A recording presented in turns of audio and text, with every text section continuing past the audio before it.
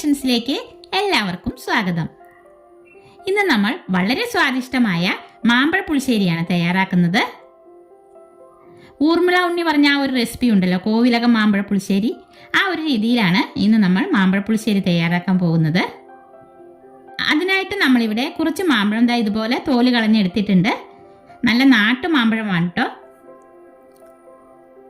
ഇനി ഒരു മൺചട്ടി അടുപ്പത്ത് വെച്ച് അതിലേക്ക് മാങ്ങ ഇട്ട് കൊടുക്കാം. എന്നിട്ടിത് വേകാൻ ആവശ്യമായ വെള്ളവും ഉപ്പും ചേർത്തിട്ട് നമുക്കിതൊന്ന് വേവിച്ചെടുക്കാം. മാങ്ങ ഒന്ന് തിളച്ച് പകുതി വേഗമായി വരട്ടെ. ആ സമയം നമുക്കിതിന് വേണ്ട അരപ്പൊന്ന് തയ്യാറാക്കി വെക്കാം. അതിനായിട്ട് ഒരു മിക്സി ജാറിലേക്ക് 1/2 കപ്പ് തേങ്ങയും 3/4 കപ്പ് തൈരും കൂടി ഒഴിച്ചു കൊടുക്കാം. ഇതൊരു മീഡിയം പുളിയുള്ള തൈരാണ്. പിന്നെ 1/2 ടീസ്പൂൺ മഞ്ഞൾപ്പൊടിയും 1/2 ടീസ്പൂൺ മുളക് പൊടിയും ചേർത്തിട്ട് ഇത് നല്ല വെണ്ണ പോലെ അരച്ചെടുത്തിട്ട് വരാം. ഇതാ നമ്മുടെ അരപ്പ് റെഡി ആയിട്ടുണ്ട്. ഇനി നമുക്കിത് മാറ്റി വയ്ക്കാം.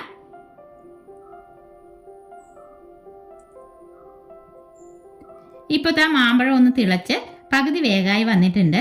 ഇനി നമുക്കിതിലേക്ക് ശർക്കര പാനി ഒഴിച്ചു കൊടുക്കാം.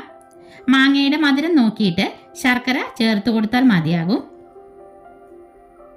മാമ്പഴ പുളിശ്ശേരിക്ക് സാധാരണ ഇത്തിരി മധുരം മുമ്പിട്ട് നിൽക്കണം. ശർക്കര പാനിയിൽ കിടന്ന് മാങ്ങ നന്നായിട്ട് കുറുകി വരണം. ഇതിങ്ങനെ കുറുകി വരുന്ന സമയത്ത് ഇതിലേക്ക് 1/2 സ്പൂൺ നെയ്യ് ഒഴിച്ചു കൊടുക്കണം. എന്നിട്ട് നന്നായി ഇളക്കി യോജിപ്പിക്കാം.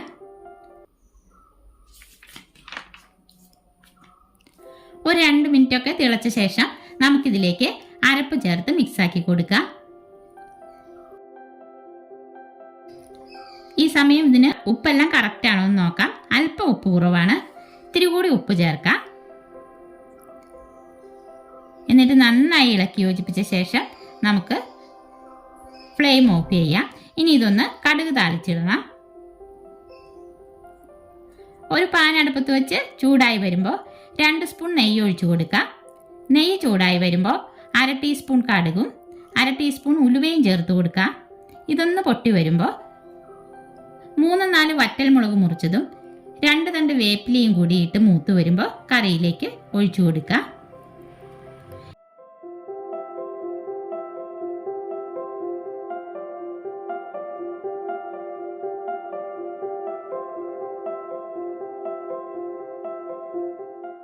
എന്നിട്ട് നമുക്കിതൊരു 5 മിനിറ്റ് ഒന്ന് മൂടി വെച്ച് കൊടുക്കാം.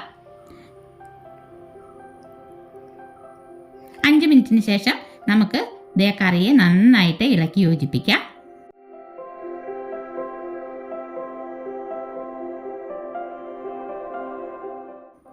അപ്പോൾ ഇത്രയേ ഉള്ളൂ, നമ്മുടെ അടിപൊളി മാമ്പഴ പുളിശ്ശേരി ഇവിടെ റെഡി ആയിട്ടുണ്ട്. വളരെ എളുപ്പമാണ് ഇത് ഉണ്ടാക്കാനായിട്ട്, നല്ല ടേസ്റ്റുമാണ്. അപ്പോൾ എല്ലാവരും ഇതുപോലൊരു മാമ്പഴ പുളിശ്ശേരി ഉണ്ടാക്കി നോക്കണേ. അപ്പോൾ ഇന്നത്തെ നമ്മുടെ വീഡിയോ എല്ലാവർക്കും ഇഷ്ടപ്പെട്ടെങ്കിൽ ലൈക്ക് ചെയ്യാനും ഷെയർ ചെയ്യാനും സബ്സ്ക്രൈബ് ചെയ്യാനും മറക്കല്ലേ. അടുത്ത വീഡിയോയിൽ നമുക്ക് വീണ്ടും കാണാം.